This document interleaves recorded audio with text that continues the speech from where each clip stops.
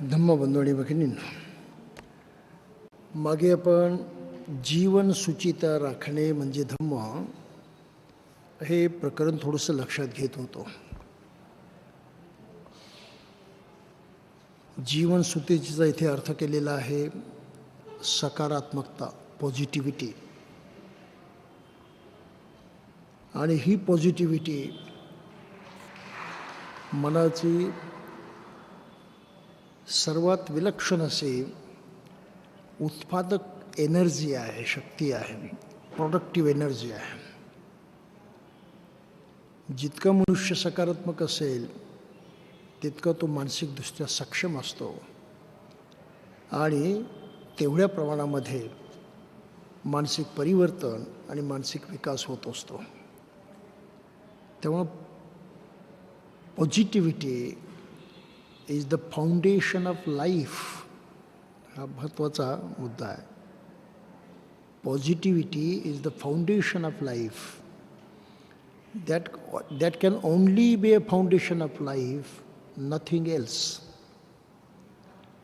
सकारात्मकता जीवनाचा पाया असते आणि त्याशिवाय दुसरा कुठला पाया होऊ शकत नाही. हे सत्य आजही फार मोठ्या प्रमाणामध्ये मनुष्य समाजाला कळत नाही. नकारात्मकता ही नेगेटिव्ह एनर्जी आहे आणि नेगेटिव्ह एनर्जी, नकारात्मक शक्ती ही डिसइंटिग्रेट करते, तुटते, फुटते, नष्ट होते आणि मनुष्य त्यामध्ये संपून जातो. नकारात्मक एनर्जीतून कधीही तीळमात्र सुख निर्माण होऊ शकत नाही. नकारात्मक एनर्जीला एखाद्या अग्नीसारखं मानलेलं आहे. अग्नीमध्ये पडणारी गोष्ट सही सलामत राहू शकत नाही. अग्नीमध्ये पडलेली गोष्ट नष्टच होणार आहे आणि ते नष्ट होणंसुद्धा साधंसुद्धा नाही, तर अत्यंत दाहक, अत्यंत जाळणारं, दग्ध करणारं, वेदना देणारं असतं. म्हणून मनुष्य जेव्हा रागावतो तेव्हा त्याचं मन एक प्रकारे असं अग्नीनं पेटलेलं असतं, पेटल्यासारखं असतं. तो नीट विचार करू शकत नाही, तो नीट समजू शकत नाही, तो कोणाचं ऐकून घेऊ शकत नाही. त्या अग्नीच्या त्या प्रभावानं तो अस्थिर झालेला असतो आणि त्या अस्थिरतेमधून कसंही बघतो. म्हणून रागाच्या भरामध्ये मनुष्य कोणताही गुन्हा करू शकतो, कोणताही. आणि गुन्हा करणं हे शेवटी विनाशास कारणीभूत होणार आहे. म्हणजे राग अगोदर त्याचा विनाश करतो. The person is set on fire. मनुष्य जणू काही आगीने पेटला जातो आणि त्या पेटण्यामध्ये इतरांनासुद्धा तो पेटवतो, नुकसानच करतो. तेव्हा नकारात्मक शक्ती डिस्ट्रक्टिव्ह आहे, हे अतिशय प्रखर सत्य बुद्धाला सांगितलेलं आहे. आणि त्यालाच म्हटलं आहे जीवन सुचिता, प्युरिटी ऑफ लाईफ. प्रत्येक माणसाला याचा विचार करावा लागेल की एक मनुष्य म्हणून मी जगतो आहे, माझ्या जीवनामध्ये मी ह्या परिशुद्धीचा विचार करतो आहे की नाही, तो माझ्या एकंदरीत जगण्याचा आधार आहे की नाही, फाउंडेशन आहे की नाही.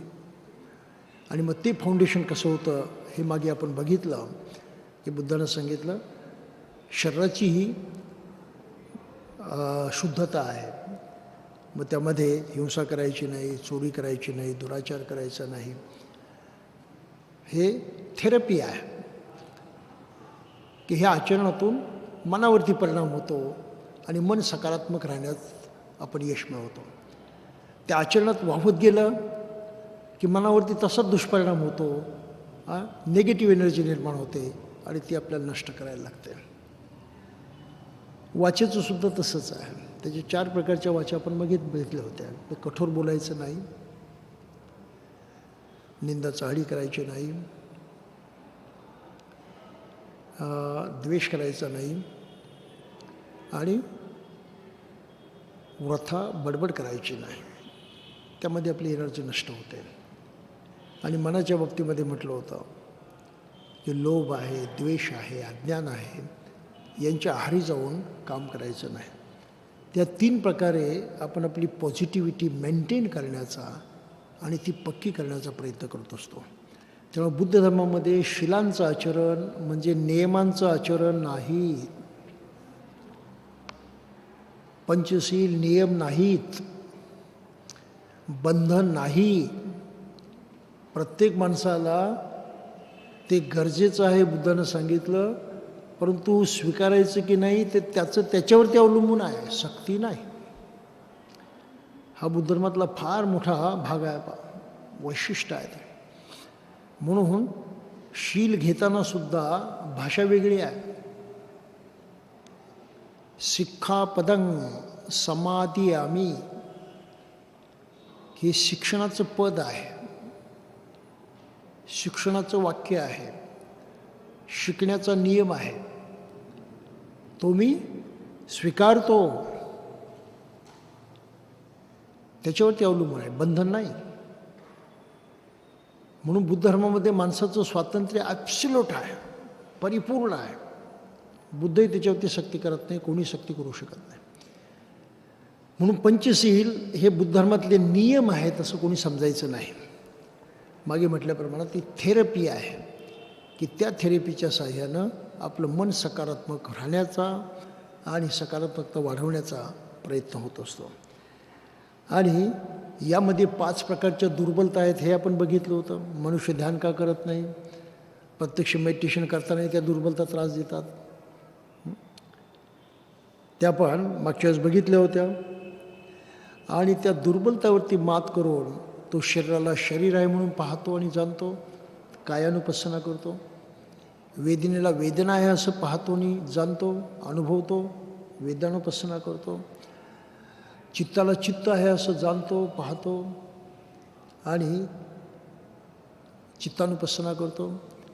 आणि धम्मानुपස්සना करतो की धर्म आहेत, सृष्टीचे नियम आहेत, त्या नियमांचं नीट आकलन करून तो धर्मानुपස්සना करत असतो.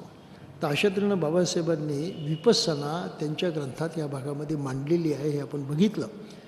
म्हणून जे लोक बाबासाहेबांनी विपස්සना नाकारली असं म्हणतात ते किती खोटं बोलतात एवढंच लक्षात घ्या. त्यांना हे कळलंच नाही, समजलंच नाही की ते बाबासाहेबांनी काय लिहिलं आहे ते. आणि न समजणारी माणसं असं आपल्या मनाचं काहीतरी बोलून मोकळे होतात, हे विडंबन आहे. तर अशा लोकांच्याकडे लक्ष देण्याचं कारण नाही. तर ही माणसाच्या सकारात्मक शक्तीच्या विकासाची एकंदरीत कहाणी आहे.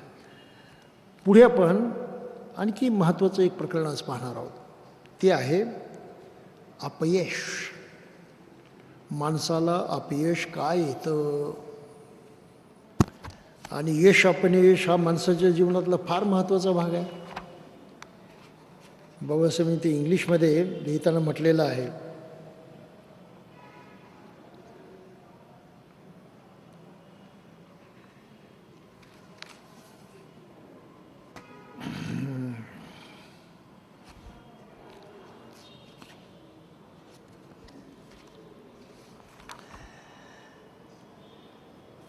there are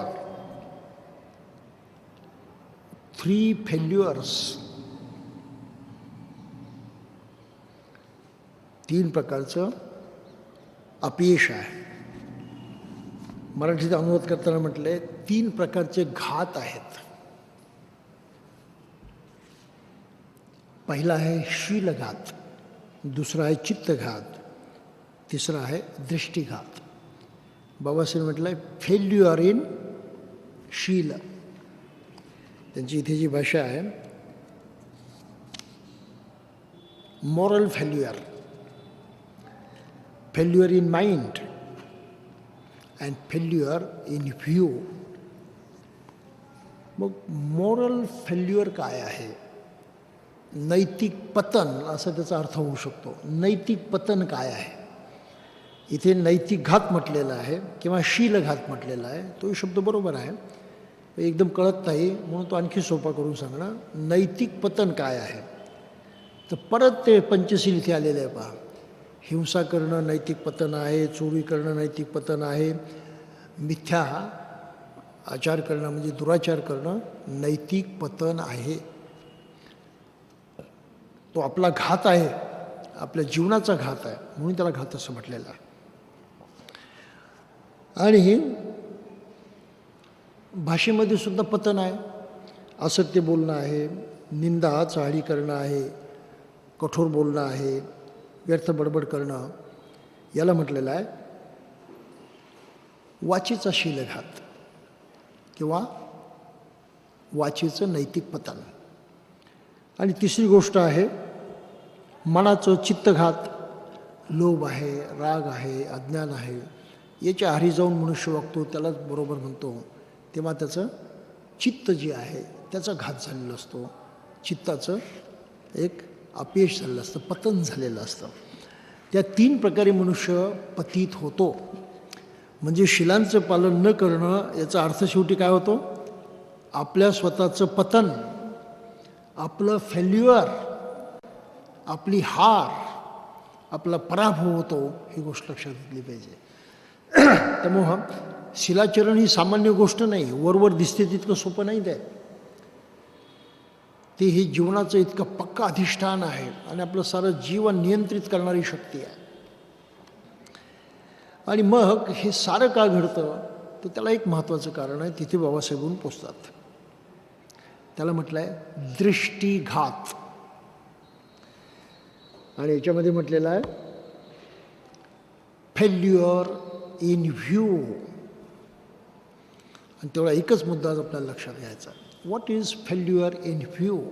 दृष्टीघात कोणता? दृष्टीचं पतन कोणतं? तर दृष्टी याचा अर्थ आपण नेहमी समजतो पाहण्याचं सामर्थ्य, त्याला दृष्टी म्हणतो आपण. त्या सामर्थ्यानं जे आपल्याला दिसतं त्याला म्हणतो आपण दृश्य. आणि जो ते पाहण्याचं काम करतो त्याला म्हणतो द्रष्टा. ही पाहण्याची शक्ती, याला बुद्धानं जाणण्याची शक्ती म्हटलेलं आहे. जाणणं, समजणं, आकलन करणं. जेव्हा मनुष्य एखादी गोष्ट पाहतो तेव्हा ती काय आहे, कशी आहे हे जाणतो, ते त्याला समजतं. म्हणून दृष्टी याचा मुख्य अर्थ काय आहे? जाणणं, समजणं. पाहिल्याशिवाय समजत नाही. जसं आहे तसं बघितल्याशिवाय ते काय आहे कळत नाही, म्हणून जाणता येत नाही. म्हणून बुद्ध धर्मामध्ये दृष्टी याचा अर्थ आहे जाणणं, समजणं. त्यालाच इंग्लिशमध्ये व्हिजन म्हणतात. व्हिजन, दृश्य.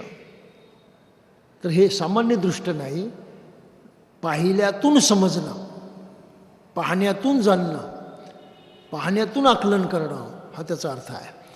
आणि ही शक्ती ज्या माणसाची दुर्बळ झाली त्याचा पराभव झाला. म्हणून बुद्ध धर्माची सुरुवात कुठून होते? बुद्ध जेव्हा अष्टांगिक मार्ग शिकवतात की बुद्ध धर्माप्रमाणे जगायचं तर अष्टांगिक मार्गाचं पालन करायचं, त्यांच्या साऱ्या धर्माचं सार त्याच्यामध्ये आलेलं आहे, एसेन्स ऑफ हिज टीचिंग. त्यामध्ये पहिलं पाऊल आहे, पहिली शिकवण आहे सम्मा दिठ्ठी, सम्यक दृष्टी. सम्यक याचा अर्थ आहे होल, संपूर्ण, परिपूर्ण, कंप्लीट, अर्धवट नाही. सम्मा म्हणजे संपूर्ण, परिपूर्ण, कंप्लीट. दृष्टी म्हणजे नुसतं पाहणं नाही, ते जसेच्या तसं पाहणं आहे, म्हणजे आकलन करणं, समजणं. थोडक्यामध्ये अंडरस्टँडिंग कम्प्लिटली म्हणजे सम्मादृष्टी. कंप्लीट अंडरस्टँडिंग, त्याला महत्त्व आहे. अर्धवट समजदारीला अर्थ नाही. ही बुद्धाची फार महत्त्वाची भूमिका आहे. म्हणून सम्मादृष्टी म्हटलेलं आहे, सम्यक दृष्टी म्हटलेलं आहे. अर्धवट दृष्टी नाही, नुसतं दृष्टी म्हटलेलं नाही. आणि तीही सम्यक दृष्टी माणसामध्ये नसेल, शक्ती आहे त्याच्या मनामध्ये ते जाणण्याची, समजण्याची. He has the power of mind. पण त्याचा तो वापर करू शकत नसेल तर त्याचा घात झाला, त्याचं पतन झालं, त्याचं नुकसान झालं असं समजायचं. आणि असं नुकसान करणारी माणसं जगामध्ये मेजॉरिटीनं आहेत. असंख्य माणसं आहेत. समजण्याची, जाणण्याची ताकद आहे, परंतु समजायचंच नाही, ऐकायचंच नाही, शिकायचंच नाही. ही प्रवृत्ती असणारी माणसं खूप आहे जगामध्ये. आणि त्यांच्या अज्ञानामुळं त्यांनाही शांती लाभत नाही, सुख लाभत नाही, दुःखामध्ये त्यांनाही जगावं लागतं. परंतु तिथे थांबत नाही तर ते दुःख निर्माण करतात, अशांती निर्माण करतात. इतरांनासुद्धा त्या प्रकारे त्यामध्ये ओढून घेतात, त्याप्रमाणे जगायला लावतात. म्हणून जगामध्ये अशांती जी आहे त्याचं कारण हे आहे, अशांत असणारी माणसं अशांती फैलवतात, अशांती जोपासतात, अशांतीमध्ये वावरत राहतात. ही माणसाची सर्वात मोठी ट्रॅजेडी आहे. त्यावरती बाबासाहेब या ग्रंथात पुढे फार सुंदर लिहिलेलं आहे, ते आपण पाहणार आहोत. किंवा दृष्टीघात काय आहे, फेल्युअर इन अंडरस्टँडिंग काय आहे, त्याचं वर्णन इथे केलेलं आहे. दृष्टीघातामुळे माणूस असा विकृत दृष्टिकोन स्वीकारतो. दान, त्याग, परित्याग यामध्ये काहीच अर्थ नाही. अरे दान करण्याला काही महत्त्व नाही, त्याग करण्याला काही महत्त्व नाही, परित्याग करण्याला काही महत्त्व नाही, फालतू गोष्टी आहेत त्या, नुकसान होतं त्याच्यातून, अशा प्रकारे तो विचार करतो. म्हणजे दान देण्यातून सकारात्मकता वाढते, पॉझिटिव्हिटी वाढते. त्याग करण्यातून सकारात्मकता वाढते, पॉझिटिव्हिटी वाढते. म्हणजे पॉझिटिव्हिटी वाढवणं चुकीचं आहे असा त्याचा अर्थ असतो. काही लक्षात आलं आपलं? दान करायचं चांगलं नाही, त्या भिकाऱ्यांना दान देऊ नका, ते भिकारीच राहतात म्हणून. तू म्हणतो भिकारी राहतात, हे तुझं मत झालं. पण तू त्यांना दान दिलं तर तुझी भावना काय होईल? मैत्रीची होईल, सकारात्मक होईल, पॉझिटिव्हिटी. म्हणजे लाभ त्याच्यामध्ये तुझा आहे, त्याचं काय होतं याचा विचार करण्याची गरज आहे का? अनेक लोक पाहायला मिळतात भिकाऱ्यांना दान द्यायचं नाही.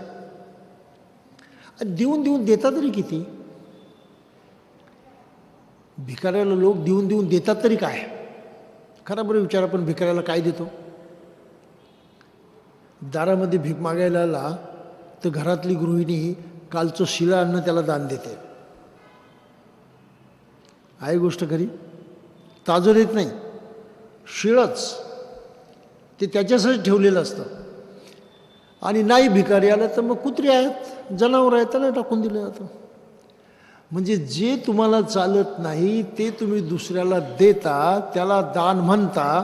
ते खरंच दान असतं का? नकारात्मकता आहे, निगेटिव्ह भावना आहे. अरे आपल्याला चालत नाही, टाकून द्या. लक्षात आलं ते? म्हणून त्याला दान धर्म म्हणत नाही. तिथे स्वतःचीच फसत झाली, ढोंग झालं ते. बरं भिकाऱ्याला द्यायचं म्हटल्यावरती किती देईल मनुष्य? खिशात हात घाला, हातात आलं ते त्याला दिलं, असं कधी होतं का? मोजून. 2 रुपयाचं नाणं चालायचं नाही, एकच असलं पाहिजे. तेवढं नेमकं निवडून आपण त्याला देणार. म्हणजे देऊन देऊन आपण काही फार त्याग करत नाही, पण अशा पद्धतीनं दिलेलं तेही दान ठरत नाही. कारण भावना कशी आहे? नकारात्मक आहे. अरे ही कटकट जाऊ दे, ही कटकट नको आहे म्हणून. सकारात्मकता नाही. म्हणजे नुकसान कोणाचं आहे पहा, की 1 रुपयाचं दान दिलं तरी नुकसान आपलंच आहे. त्या माणसाचा म्हणावं तर तसा काही फायदा होत नाही, ते त्याच्याही कामाचं नाही तेवढं. तर ही जी व्यवहारातली छोटीशी गोष्ट आहे, ह्या छोट्याच्या गोष्टीचं सुद्धा महत्त्व आपल्याला कळत नाही. दान देण्यात आपला फायदा आहे, दुसऱ्याचा किती फायदा होतो त्याचा विचार करण्याची तिळमात्र गरज नाही. का तर सकारात्मकता माझी वाढते आहे. आपली सकारात्मकता वाढणं, पॉझिटिव्हिटी वाढवणं हा दानातला पहिला हेतू आहे. ते त्याचं मुख्य कारण आहे. दुसऱ्याचा किती लाभ होतो याचा विचार करणं तिथे अजिबात महत्त्वाचं नाही. काही लक्षात येतं आपल्या? समजत नाही माणसाला, म्हणून मग या गोष्टीवरती तो विश्वास ठेवत नाही. विश्वास ठेवत नाही म्हणून स्वतःचं नुकसान करून घेतो. इतरांचं भलं होतच नाही तो भाग वेगळा, पण स्वतःचं नुकसान करून घेतो. म्हणून याला म्हटलं आहे चुकीचा दृष्टिकोन, दृष्टिघात आहे तो, लॅक ऑफ अंडरस्टँडिंग आहे, समजदारी नाही, जाणकारी नाही, बुद्धिमत्ता नाही जाणण्याची, समजण्याची. तसे मग काही लोक म्हणतात सदाचार दुराचार यांना काही फळ नाही, की त्यांचा परिणामसुद्धा घडत नाही. काय सदाचार त्याला काही महत्त्व नाही, सदाचार दुराचार समाजात सारं चालतं बरे, त्याला काही महत्त्व नाही आणि कसंही वागत राहतो. तो स्वतःचा घात करून घेतो. इहलोक नाही की परलोक नाही, आई नाही की बाप नाही, आणि प्राणीही सोत्पन्नही नाहीत. या जगामध्ये ज्यांनी अत्युच्च शिखर गाठले आहे, पूर्णता मिळवलेली आहे, ज्यांना आपल्या आंतरिक शक्तीने या ऐहिक जगापलीकडच्या जगाचा साक्षात्कार झाला आहे आणि जे त्या जगाच्या अस्तित्वाची घोषणा करू शकतात, असे श्रमण आणि ब्राह्मण या जगात नाहीत असे जे समजतात, त्या लोकांच्या ठिकाणी हे भिक्षूंनो दृष्टिघात झाला आहे असे समजावे. त्यांच्या दृष्टीचं समजण्याचं पतन झालेलं आहे असं समजावं. हेच पतन आणखी दुसऱ्या पद्धतीनं बाबासाहेबांनी इतर ठिकाणी मांडलेलं आहे. बुद्धांनी सांगितलेलं आहे की सर्व ह्या सृष्टीचा कारभार कार्यकारण भावानं चालतो हे न समजणं दृष्टीचा घात आहे, फेल्युअर इन अंडरस्टँडिंग आहे. म्हणून जे चमत्कारावरती महत्त्व देतात ते त्या फेल्युअरला बळी पडतात, त्यांचा घात झालेला असतो. आजही मोठी मजेशीर गोष्ट पाहायला मिळते. मागे मी अकोल्याला गेलो होतो कार्यक्रमासाठी. असा कार्यक्रम चालला आणि त्याच्या शेजारी दुसरा एक कार्यक्रम चालू होता आणि तिथे अखंड पाठ चाललेला होता. कारण तो होता गजानन महाराजांचा प्रगट दिन आणि त्याची कीर्तनाने भाषणं तिथे चालली होती. तिथे त्या अकोल्यामध्ये एक वैशाली नगर आहे, तिथेच कार्यक्रम होता आमचा आणि तिथेच हाही कार्यक्रम चालू होता. आता या लोकांची श्रद्धा कशी आहे पहा. हे 3 जे संत म्हणतात ते अवतरले, प्रगट झाले. त्यांना कोणी आईबाप नाही, कोणाच्या पोटी ते जन्मास आले नाहीत, ते एकदम प्रगट झाले. गजानन महाराज प्रगट झाले, श्री समर्थ प्रगट झाले, साईबाबा प्रगट झाले. त्यांचं चरित्रच कोणाला माहीत नाही. आणि आज या युगामध्ये मनुष्य त्यांच्यावरती विश्वास ठेवतो. आहे ना आश्चर्य. बिगर आईबापाचे प्रगट झाले, आज मानतात लोक त्यांना. तुम्ही विचार करा, हे किती पराकुटीचा अज्ञान आहे ते पहा. आपल्या बुद्धीचा वापरच करायचा नाही इतकं पराकुटीचं अज्ञान आहे. आणि इतिहासकारांनी हे सिद्ध करून दिलेलं आहे की पानिपतच्या लढाईमध्ये हारलेली आहे हे सेनानी आहेत.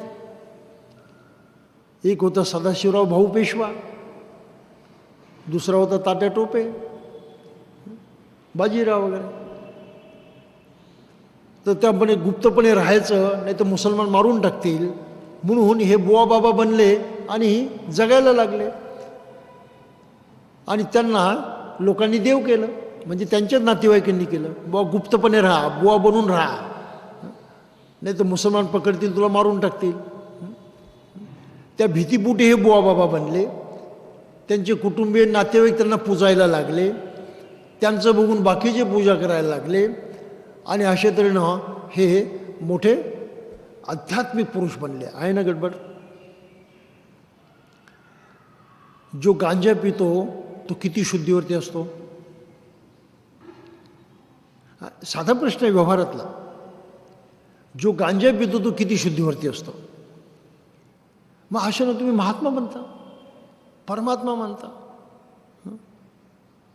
आध्यात्मिक पुरुष बनता, प्रगट झाले असे म्हणतात. पृथ्वीवरती प्रगट झाले ते, आई बापांच्या पोटी जन्म असलेले असं म्हणता तुम्ही. याला दृष्टिघात म्हटलेला आहे बुद्धानं. अकलेचं दिवाळा ज्याला मराठीमध्ये होतो, पण हे अकलेचं दिवाळा अशा प्रकारे काम करत असतं.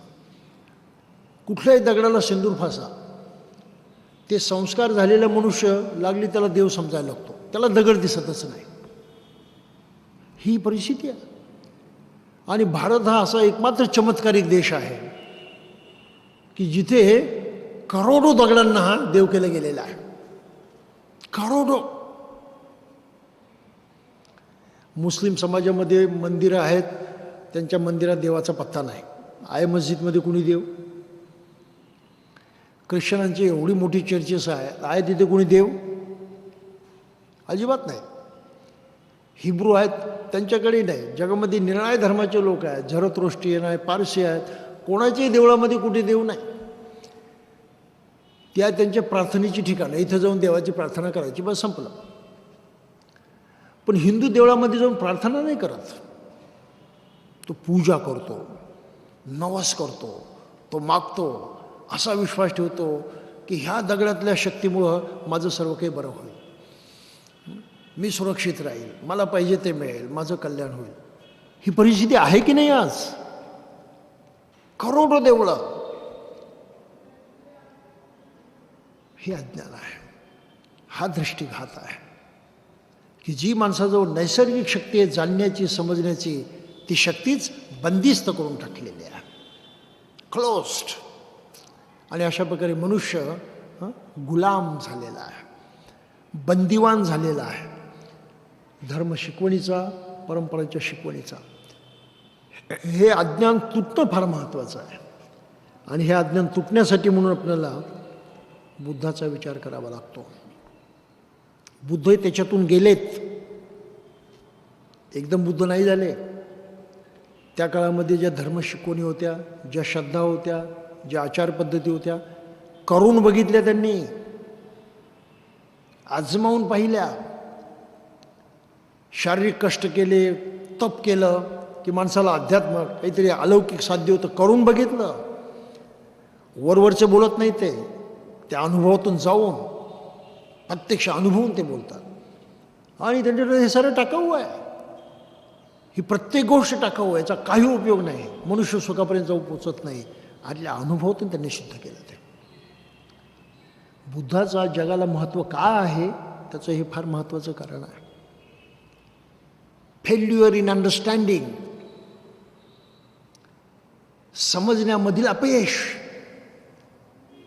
हा मानवजातीचा फार मोठा अपयशाचा भाग आहे आणि भयंकर दुःखाचं आणि असंतोषाचं कारण आहे. आणि मनुष्य जसा आहे की ज्याचं ती ताकद आहे समजण्याची, जाणण्याची, आणि त्याचा तो वापर करत नाही, हे सर्वात मोठा अपयश आहे. आणि या अपयशातून बाहेर पडण्यासाठी म्हणून प्रयत्न केले पाहिजे.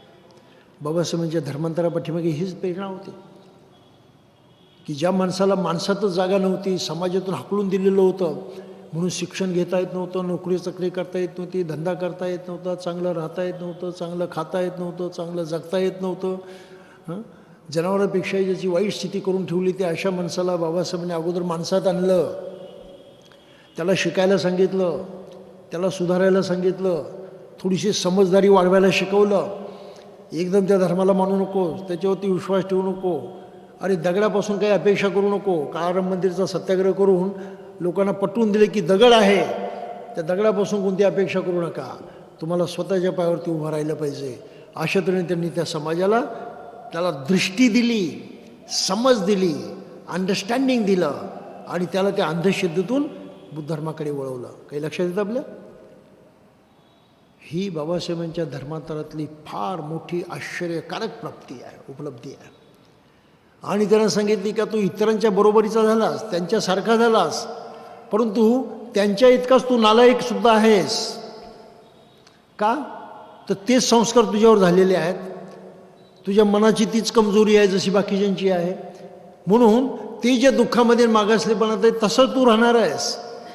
फार तुझे खाण्यापिण्याचे आणि जगण्याचे प्रश्न सुटले, बाकीचं काही सुटलेलं नाही, म्हणून तू त्याच्याही पलीकडे गेलं पाहिजे. आणि तुझ्या जीवनाचा पाया भक्कम करून, सकारात्मक करून तू यश प्राप्त केलं पाहिजे, पूर्णत्व प्राप्त केलं पाहिजे. म्हणून बौद्ध बनणं गरजेचं आहे. आज किती लोकांना जाणीव आहे? बाबासाहेबांचं नाव घेणाऱ्यांना सुद्धा बौद्ध बनण्याची इच्छा नाही. मेजॉरिटी आहे, अनेक संघटना आहेत, करोडो लोक बाबासाहेबांना मानतात, पण बुद्ध धम्माचं नाव घेतलं की पाळतात. मग तो आपल्या जातीला मानत राहतो, आपल्या दैवताला मानत राहतो, कुलदैवताला मानत राहतो, त्यांच्यातल्या त्या समाजामधल्या जे एखाद्या महापुरुषाला मानत राहतो. अडकला त्या कुंपणामध्ये, समज गेली खड्ड्यात, जाणकारी गेली खड्ड्यात, तो त्या जातीच्या कुंपणामध्ये अडकला. इकडे फक्त जय भीम करायचं, बाबासाहेबांच्या नावाची घोषणा करायची, आणि तिथे त्याच जातीच्या कुंपणामध्ये अडकून पडायचं. हा आता प्रकार हल्ली चालू आहे. करोड लोक बाबासाहेबांना मानतात, पण बाबासाहेबांचा विचार स्वीकारायला कोणी तयार नाही. त्यांनी सांगितलेलं ऐकायला कोणी तयार नाही. आणि त्यांनी सर्वात मोठा विचार कोणता दिला, सर्वात श्रेष्ठ विचार कोणता दिला? बुद्ध धम्माचा. सर्वात श्रेष्ठ विचार, सर्वात उच्च विचार, आणि तोच घ्यायला आपण तयार नाही, तेच आपण ऐकायला तयार नाही. म्हणून आपण फार आज्ञाधारक झालो का, ओबिडियंट झालो. आपण तो उद्धट आहोत. ऐकत नाही म्हणजे उद्धटपणा. म्हणून आज बाबासाहेबांच्या नावानं जय जय काय करणारी माणसं मॅक्झिमम उद्धट आहेत, असं माझं मत आहे. कुणी मला ते खोटं म्हणून सिद्ध करून दाखवावं. उद्धट आहात म्हणून ऐकत नाही. चांगले असतं ऐकलं असतं. मी काय म्हणतो लक्षात येतं? याचं एक साधं उदाहरण देतो. ह्या 125व्या जयंतीच्या वर्षामध्ये मी एक प्रयत्न अनेक ठिकाणी बोलून दाखवलं ते, की बाबासाहेबांची जयंती चांगल्या पद्धतीनं साजरी करायची असेल, खऱ्या अर्थानं साजरी करायची असेल, तर बाबासाहेबांचा सर्वात श्रेष्ठ विचार जास्तीत जास्त लोकांमध्ये रुजवण्याचा प्रयत्न करा. म्हणजे दुसऱ्या शब्दामध्ये नागपूरच्या लोकांना सांगितलं, कमीत कमी 1.25 लाख लोकांना धम्मदीक्षा द्या. कोणी कार्यक्रम घ्यायला तयार नाही. तो विचारसुद्धा करायला नाही. तो कार्यक्रम नको. पाहिजे कोणते? नाचण्याचे, बागडण्याचे, धुमाकूळ घालण्याचे, हे बाकीचे सारे चालतील. त्याला म्हणतात मोठा जंगी कार्यक्रम. काही लक्षात आलं आपलं? हे अज्ञान या समाजामध्ये आज आहे. उभ्या भारतामध्ये 125वी जयंती करताना कुठल्याही माणसानं हा विचार केला नाही की आपण बाबासाहेबांचा विचार लोकांच्या मध्ये रुजवावा आणि त्यासाठी त्यांना बौद्ध करावं.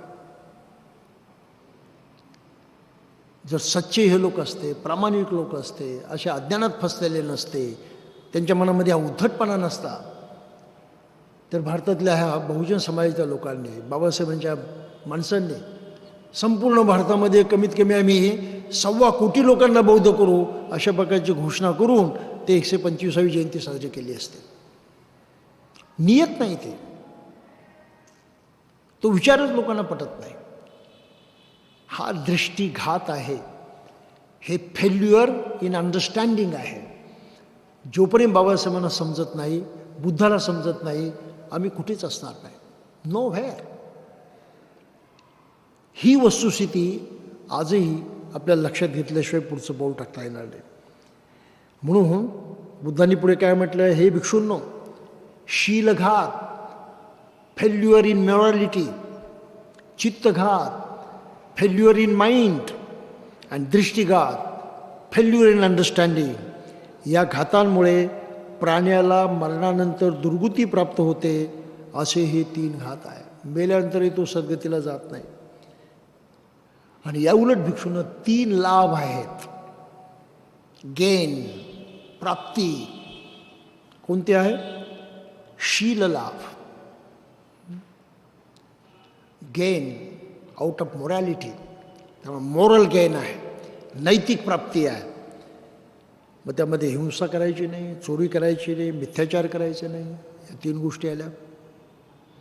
असत्य भाषण करायचं नाही, निंदा चहाडी करायची नाही, कटू भाषण करायचं नाही, व्यर्थ बडबड करायचं नाही, ह्या 4 वाचीच्या गोष्टी आल्या.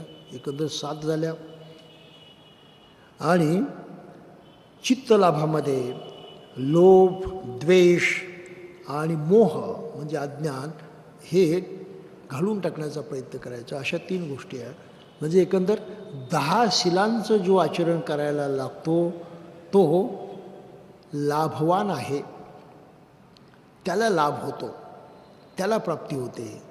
त्याला अपयश लाभत नाही. आणि दृष्टीलाभ हा त्यातला प्रारंभीचा लाभ आहे. प्रारंभ तिथून होतो, सुरुवात तिथून होते. डोळेच उघडले नाही तर तुम्ही जगात जगू शकत नाही. आपल्या घरातली एकूण एक गोष्ट, कानाकोपरा, प्रत्येक गोष्ट आपल्याला बारीक माहीत असते. फक्त डोळे बांधून एक दिवस घरामध्ये वावरण्याचा प्रयत्न करा, काय होतं सांगा. सगळीकडे टक्करणार आहात तुम्ही, टक्कर खाणार आहेत, ठेचाळणार आहेत, आडणार आहेत, काही तुम्हाला सरळ करता यायचं नाही. हा अनुभव आहे. हाच अनुभव जीवनाला लागू होतो. समजलंच नाही तर आपल्याला सरळ चांगलं जीवन जगताच येत नाही. समज फार महत्त्वाची आहे. समजण्यातून पुढे पाऊल पडतं. म्हणून बुद्धांना सम्यक दृष्टीला पहिलं स्थान दिलेलं आहे. याशिवाय पुढचं पाऊल नाही पडत.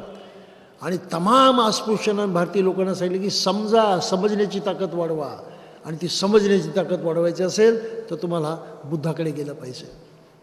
दुसरे कुठलेही धर्म तुम्हाला समजदारी देत नाही. प्रत्येक धर्माचं म्हणणं काय? माना, ईश्वर आहे, माना, काही पुरावा नाही, विचारायचं नाही, शंका घ्यायची नाही, आहे म्हणजे आहेच, आत्मा आहे, माना.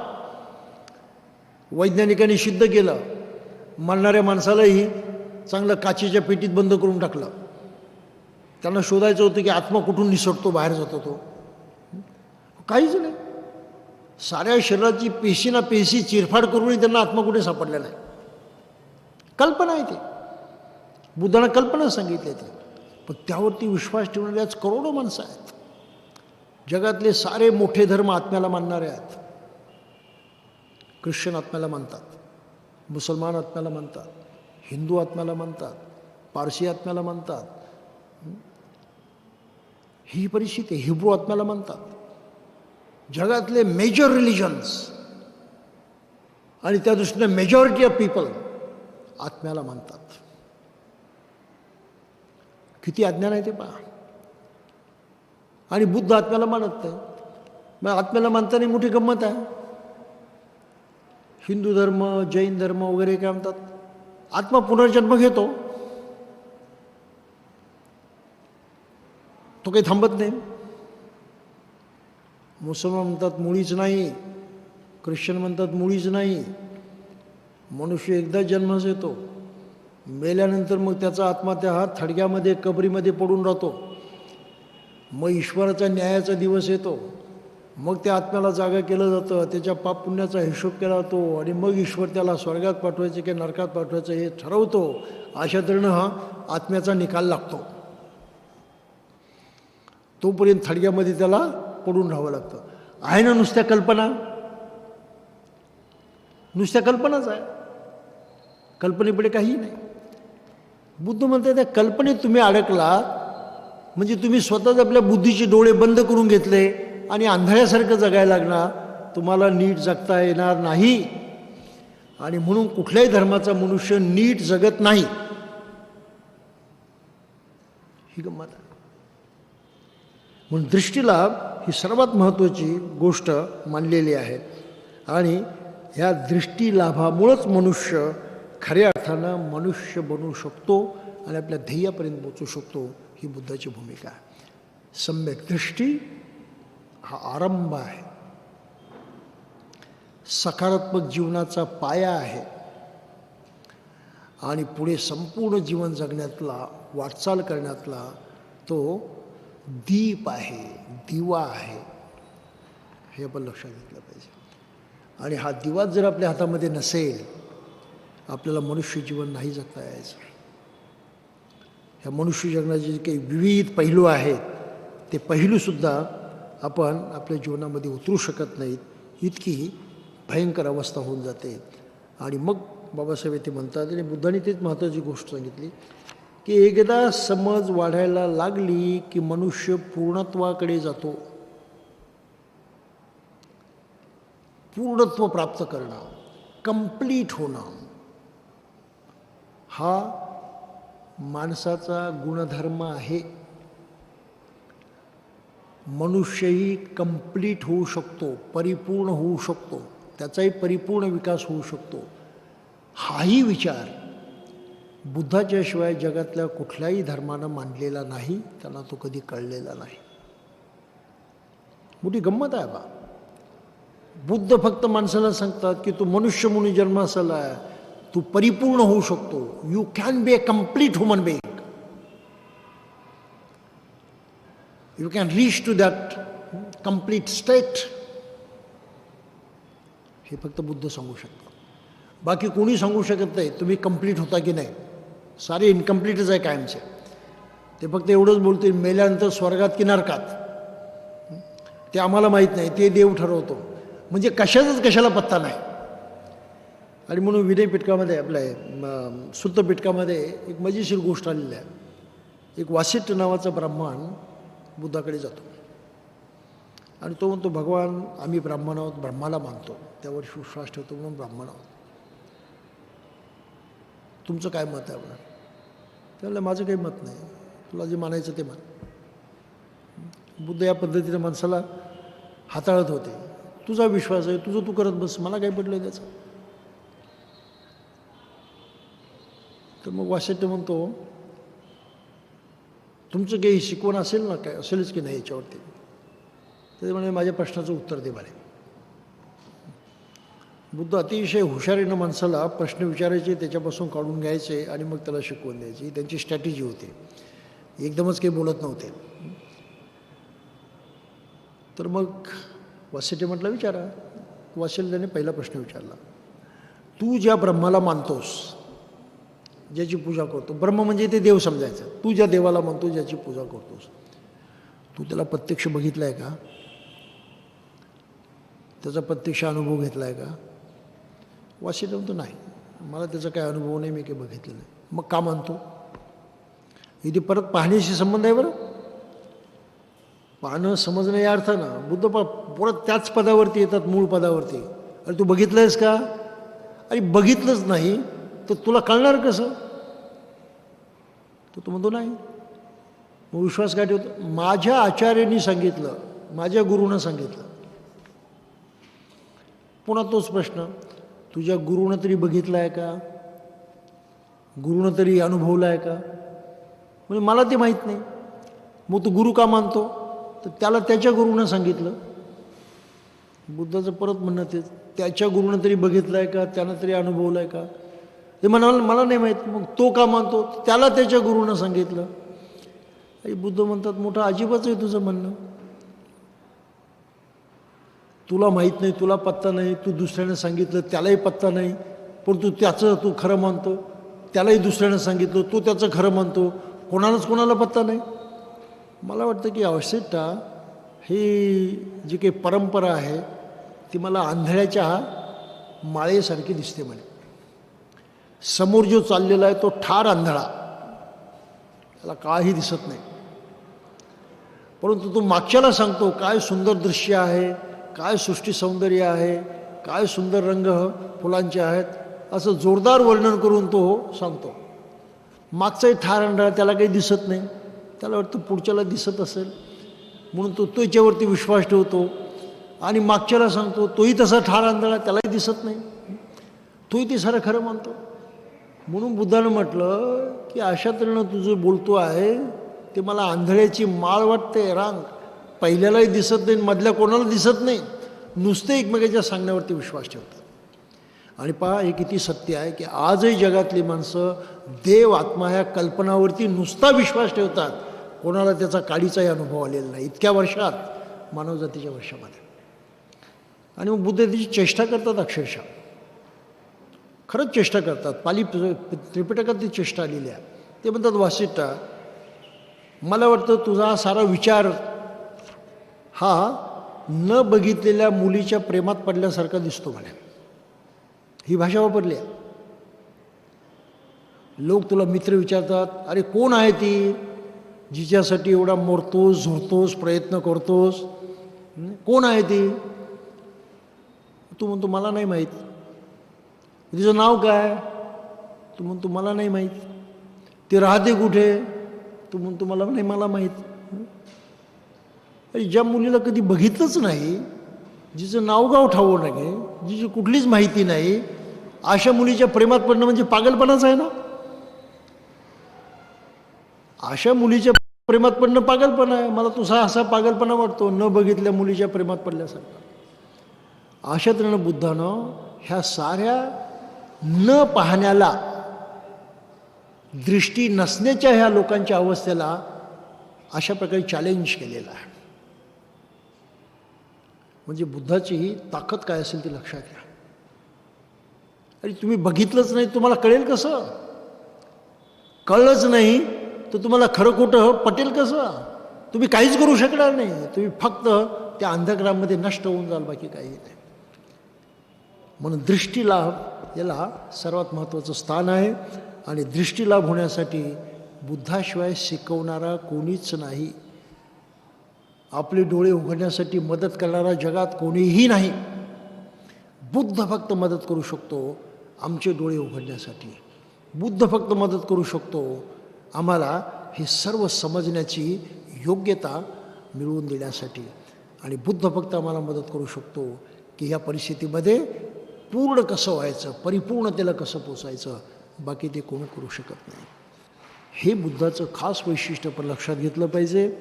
आणि आम्ही कोणत्याही प्रकारचं जीवन जगू पण आम्हाला बुद्धाशिवाय पर्याय नाही, हे मात्र सर्वांनी लक्षात घेतलं पाहिजे. हे लक्षात घेऊन ज्या दिवशी भारतातले लोक बुद्धाकडे या नजरेनं पाहायला लागतील आणि जवळ यायला लागेल, तो खरंच त्यांच्या दृष्टीनं मोठा भाग्याचा दिवस असेल. तोपर्यंत हे फक्त अंधकार युग आहे, या पलीकडे त्याला दुसरं काही अर्थ नाही. तर बंधूंनो, आपण इथेच थांबूया. आणि याच्यामधला पुढचा जो टप्पा आहे ज्यावरती बाबासाहेबांनी आपले लिखाण केलेलं आहे तो आहे जीवनात पूर्णता साधणे म्हणजे धम्म.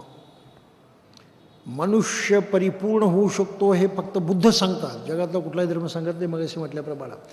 आणि ते पूर्ण तो मनुष्य कशा प्रकारे साध्य करू शकतो त्याची माहिती आपण पुढच्या प्रकरणात घेणार आहोत. तोपर्यंत आपण इथे थांबूया. जय भीम.